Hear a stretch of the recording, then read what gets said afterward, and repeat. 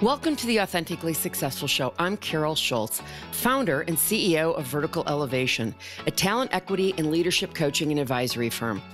Listen at the end of the show for information about becoming my next guest on one of the most important podcasts for building thriving companies.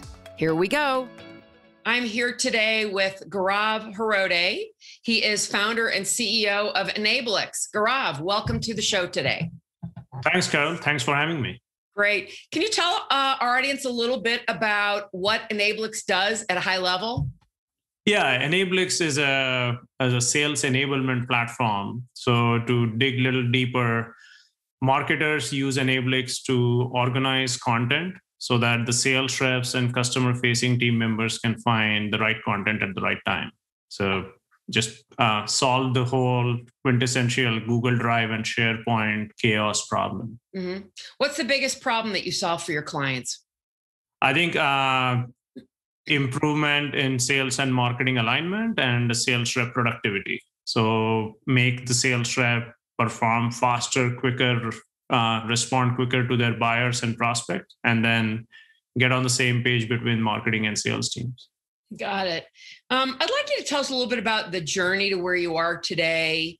I know you spent a number of years doing, product management, business development, and your last role that you left in 2016 after spending 8 years with Oracle was as a vice president of financial crime and compliance management.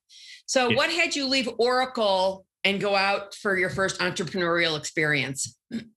So I think I've always wanted to do something like start something from scratch. Deep down, I'm a product guy. I like building things. And I was sort of tired with the compliance space. So wanted to build something which was more accessible.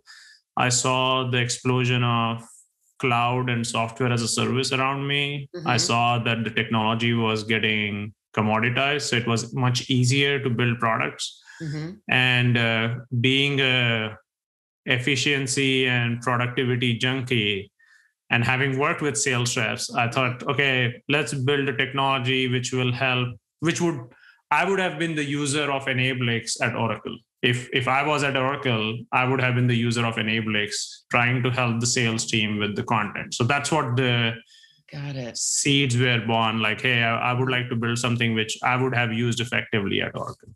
Yeah. How large of an industry is this that you've gotten into? And are you just a small fish in a very large pond? Where do you fit in? Yeah, so the industry is pretty large and it's rapidly growing, and especially with the last year's move to remote work and distributed workspace, it's expected to grow even faster. Right now, by different sources, the industry is more than like $2.5 billion. Okay. And we are right now a small fish, hoping to become a big fish in the industry. Yeah. Yeah. How would you say your background and your experience prior to founding Enablix has prepared you for what you do today? I think part of my background is technical and product oriented, as I said. So that has helped us build a really high quality product. We recognize what users, especially sales users, appreciate in a product. So that has helped us, and that has translated to customer success with our customers at Enablix. Other part of it is more around selling, pricing, deal making. That has helped us.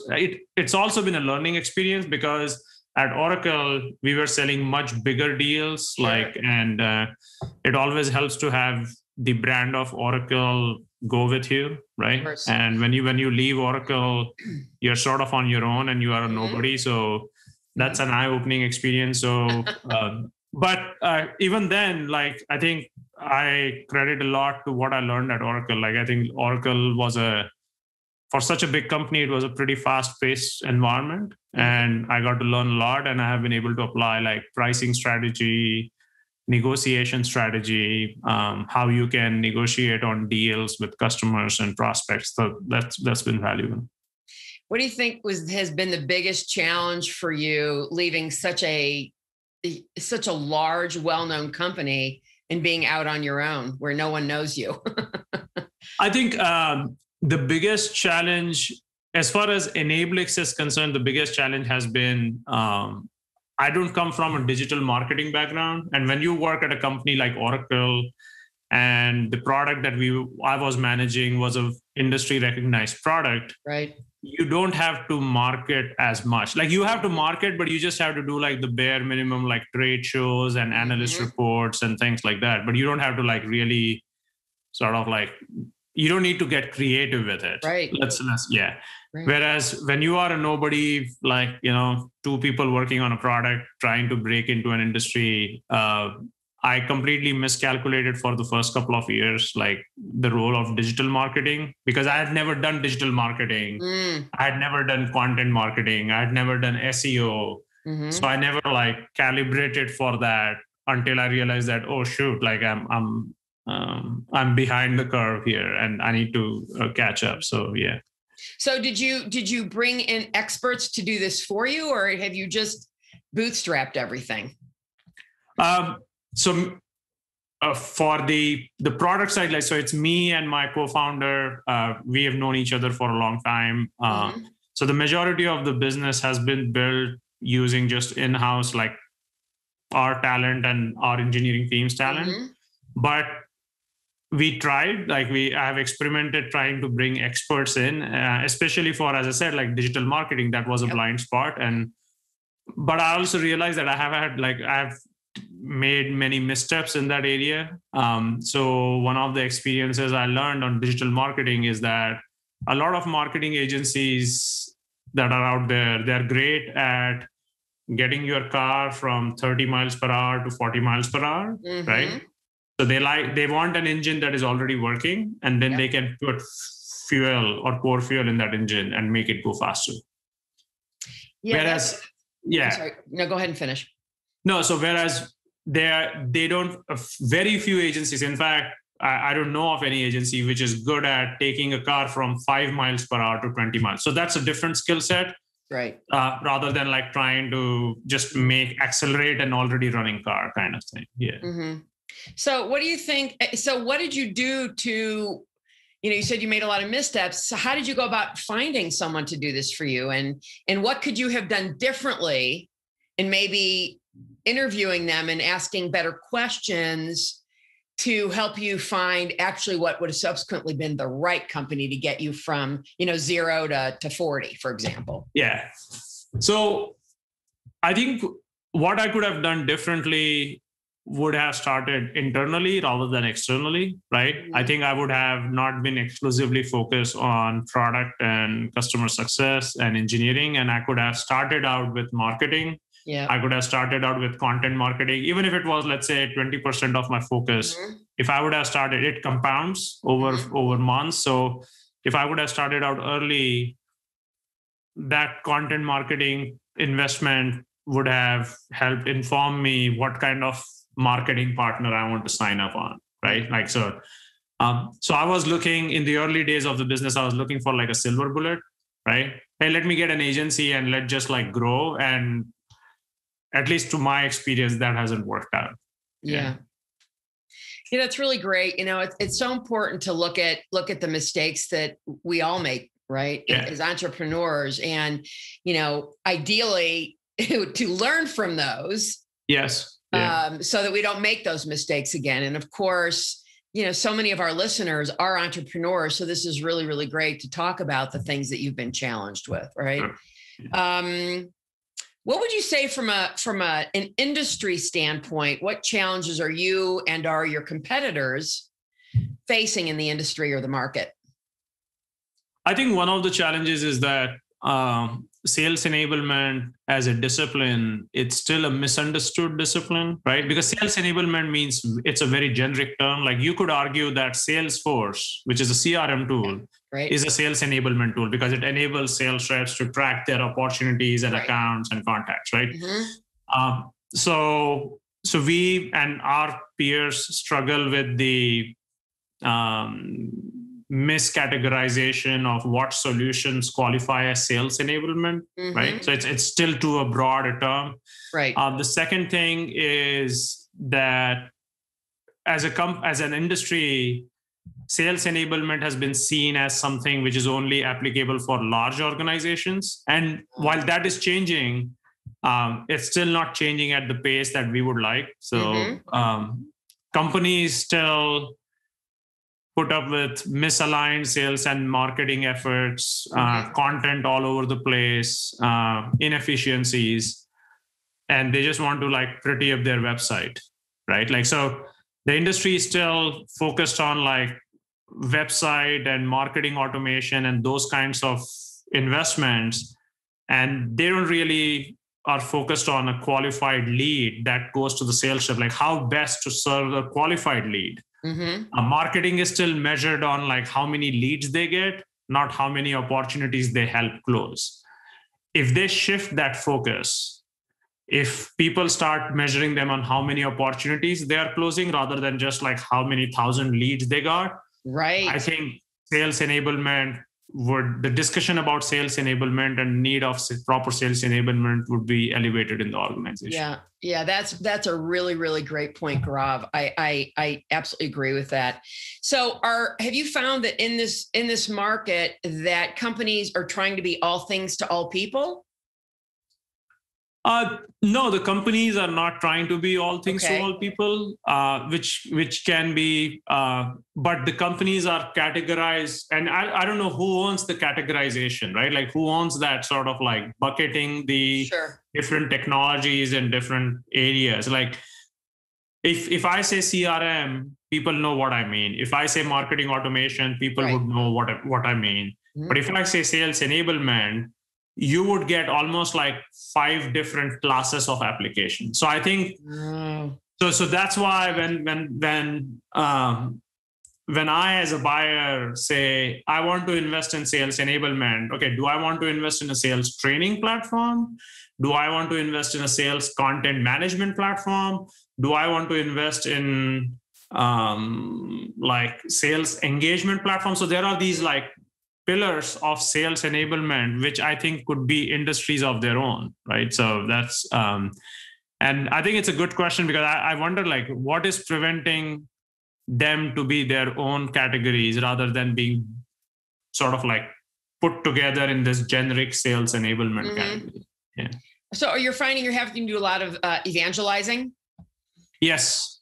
Yeah. Yes, a lot. And evangelizing at a category level, evangelizing at a company size level. So trying to educate people that, look, even though you are a 200-person organization, you are missing out if you are not enabling your sales team in a methodical and systematic fashion. So what are you doing to educate, I would say, consumers in general, or are you just focusing on your prospect base? In fact, like them on, here's what this is. This is, here's the difference between sales enablement and CRM, et cetera. Yeah. So what we are doing is that we have identified like a couple of personas and then explored and identified communities, because nowadays it's since people have gone remote, communities are the big thing, right? Rather than meetups, because people are meeting or events. So we have identified communities, and we sell to product marketers, we sell to sales enablement managers, and we are just active in those communities, trying to, anything from answering questions to sharing best practices. We are actively, and then we are spending some time on LinkedIn also in our industry space, though we find LinkedIn to be like very broad and very hit or miss. But yeah, so communities, LinkedIn, social media, that's in the investment for us. So who's your ideal prospect? Who are you going after? What size company? Who, what position in the company? Who are you going after? So we are going after companies with anywhere between 100 employees and 2,000 employees. Okay. And we are targeting the marketing department in that company. If you want to get more specific, product marketing department, if that exists. And and yeah, like I think the hope is that if you are a 100-person company, you at least have like 15 sales reps, right? So I mean, there could be outliers where you may have a 100-person company, but just have like 1 or 2 sales rep, in which case then they are not a good fit. But in most cases, the goal is to get to anywhere between 100 to, and geography wise, we are focusing on North America, so US, Canada, and then I would say UK, maybe Western Europe, but like if I were to pick 3 countries, it would be US, Canada, and UK. Okay. And how many employees do you have currently? We have 10 employees currently. Okay.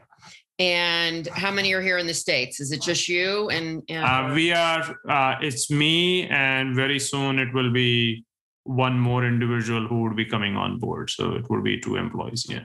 Okay. And then there is one in Europe, and then the rest in India. Okay. Got it. So tell me a little bit about your company culture, and if there's anything particular that you would say makes it unique. And, you know, if I was one of your employees, if I came to work for you, what would I notice about your culture?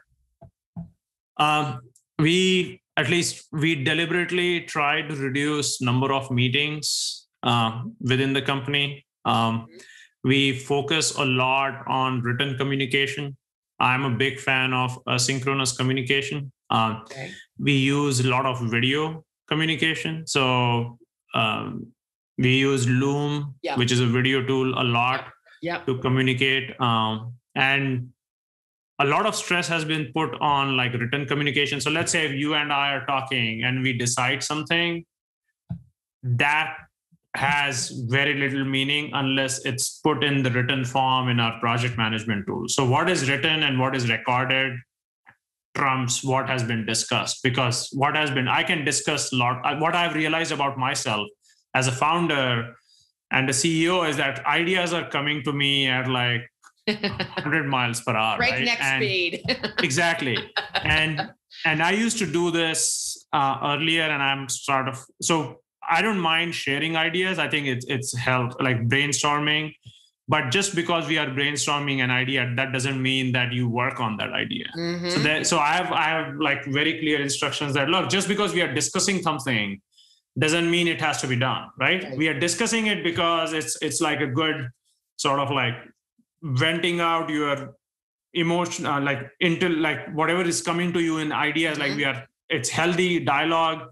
It tells you what I am thinking. It tells me what you are thinking from an idea perspective. Mm-hmm. But in the past, I used to be very like I would just pick up the phone and call and discuss these things. Now I've channeled that thing. I would write about it. We will go back and forth, but we may not do anything about it, right? Mm-hmm. Like it's just like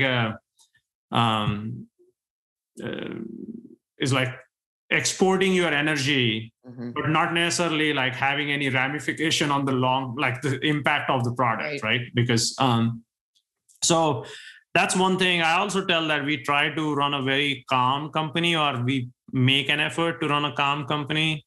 So what that means is that I don't randomly call people because I recognize that they may be in the middle of something which is like a deep work, and I may be pulling them out of deep work. Mm-hmm. We don't use Slack or any chatting tools, mm-hmm. for that matter. Not that we avoid them, but there is no expectation that if you message me on Slack that I'm supposed to respond to you. Right. In fact, we encourage people writing emails so that people can respond on their own time. Mm-hmm. Now, I mean, it has worked till now very well. We'll see how it works, but I like to respect people's time. I like, right. Yeah. So I don't know whether that answers your question, but like that's. I mean, I think it does, certainly in part at least. Have you found any issues around receivers of written communications misinterpreting anything? Yeah, sometimes, and they are also encouraged to like over communicate in a written way. Right. Mm-hmm. And that's why, because there is misinterpretation, I almost gravitate towards, I always use video first, written next. Good. So wherever I can use video, I use a video. Yeah. Even if that's like a hand sketch I put together, I would hand sketch it and put it or take a screenshot or put a video on it. Mm-hmm. And I think just like, I'm amazed how few organizations use video, and it's so cheap to use video, and it's so much effective than writing the words out. Because as you said, even if I'm the best writer, which I'm not, but even if I'm like the top-notch writer, my words could be misconstrued. That's right. Yeah, like I think it's just the focus is we do only few meetings. We don't have to react to everything. There are only very few things that need you to drop everything that you are doing and pay attention to, right? Like there. So we just try to follow that mantra and just get stuff done and keep our customers happy. Yeah.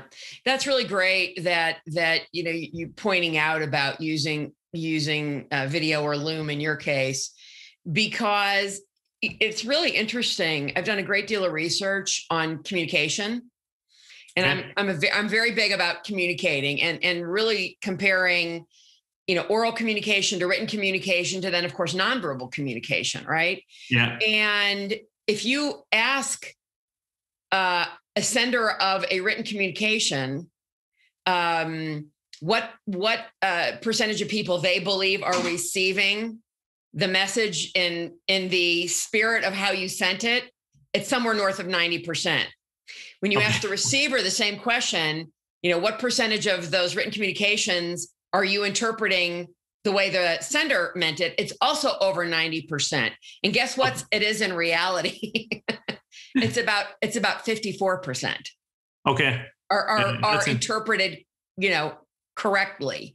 So, or excuse me, 54% that are misinterpreted. So less than 50% are interpreted correctly.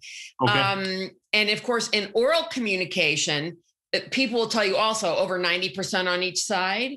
And in reality, it is, I think, like 92%, if I recall correctly. Okay. And so when you look at that, my assistant frequently sends me Loom videos. Yeah. Because I can't always understand. English is not his first language. Yeah. He's Egyptian and his English is magnificent, but sometimes I get emails from him and I'm thinking, okay, what exactly did you mean by that? Exactly. So it's really great that you recognize that, especially if you have people that are speaking different languages. Yeah, I think as a founder, one thing, and I have been like this even as a manager at Oracle. I recognize that a majority of my job, my team is dependent on my communication, right? Right. So it's not just that if I mess up in my communication or if I'm inefficient in my communication, I'm doing a bad job. I'm in fact making them inefficient in turn, right? They may interpret it. So I'm big on like delegation. I'm big on communication because I think that in the end, I almost take like a lazy approach to it. Like I'm being lazy because I want them to do the most work. So I want to be less lazy on the communication side and just communicate whatever tools, whatever, like I may use mind maps, I may use whatever is like effective from them to understand why we are doing it. Because another thing is also, I think in communication is that a lot of people tell others what to do, but they don't include why it's important to be done, right? So I think if you give them the why, it's, even though it may sound like, okay, it's obvious, but I think it changes the receptiveness to your communication. Listen, I agree. I always say the only stupid question is the one that's not asked. Yeah. And, better to over communicate than under communicate, because you may think that you're answering the question that someone has asked you. And I will frequently say, does that answer your question? Is that what you were looking for? Or even qualify with another question to make sure I'm understanding what's being asked of me. Yes. And I think that's really, really important. So where do you see, Gaurav, yourself investing in the company? Any resources for growth over the next year? Marketing and sales. So that's the two areas that we would be investing in. We may also invest in engineering talent because as we may invest in the future in customer success talent. But I think immediately we are looking at marketing and sales would be the primary areas. Well, you learned from the master, didn't you, about the importance of marketing? Yeah. Oracle is a marketing machine. Yes. There's no question. I learned from them, but I sort of still committed the misstep because I just assumed that if I'm from Oracle and when I go on my own, people will just know about it. But as you understand. Right. And the good news is you recognize that. Yes. Hopefully sooner than later. Yeah, we recognized it. Mistake. Yeah, we recognized it. We are fixing it, and we have a path forward to make it fill those gaps and get the growth engine running. Yeah. So if you look at your day, just like what a general day looks like for you, what do you spend most of your time doing? So in my day is divided into customer success, right? Content, investing in content, and content could be external facing marketing content. It could be internal facing communication content, right? Sales. So just prospecting and reaching out to prospects, and recently recruiting, because now, and I'm trying to now that recruiting pie is slowly pushing the taking more space. And putting strain on the other areas, but so those would be the 4 areas. What have you found to be your biggest challenges in learning how to recruit? I think one of the biggest challenges is just it's hard because there are just so many options, right? Means you could recruit on LinkedIn. There are 100 different job board sites.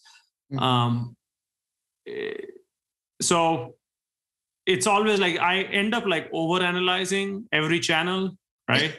Rather than just trying out. And I haven't been recruiting for long, so I've learned that I just need to just try out a few channels just for trying out sake and not hold back. Because I'm thinking we are small, so maybe a job board site may not be the right option. Maybe I should look at networks. So it's just just too many options when it comes to recruiting. That has been more challenging, and deciding on what channel would work best. Right. Well, right. And that's always hard, especially to a small company that doesn't have an unlimited budget. Yes. To do that with, how do you use your money the best way? And the most effective way to get what you need, and actually find the people that you want to talk to rather than what I refer to as post and pray. Exactly. Right. So that's a challenge. So how do you spend your time when you're not working? I do a little bit of cooking. I like cooking. Well, I don't think I like cooking, but I know that it has to be done. So I enjoy cooking just this thing. I spend a lot of time with my daughters. I used to be, and I'm an amateur triathlete. I used to do that, but last year has been a wash. I'm trying to get back into it. I always see my bike buddies will say, okay, hey, we are going for a 50-mile ride on the weekend. And I'm like, 50 mile, that's too long. Let's do right. And we cut it down. So I'm always finding ways to sneak out of it, but hopefully I'll get into it. I'm planning to go back to the gym and start swimming. I love swimming. So those it's a very, all the things that I do, like cooking, spending time with my daughters or my wife and doing the triathlete thing. They are all they're a reset, a stress busters. So any one of them works. Yeah. That's why I think I'm not doing the triathlete thing, because I think I just find that, hey, I might as well cook, right? That's less work than like running up the hill or riding my bike. Yeah, that's really great. So if somebody listening wanted to take the next steps with you, maybe interested in reaching out to potentially learn about your product or even work for you, what should they do?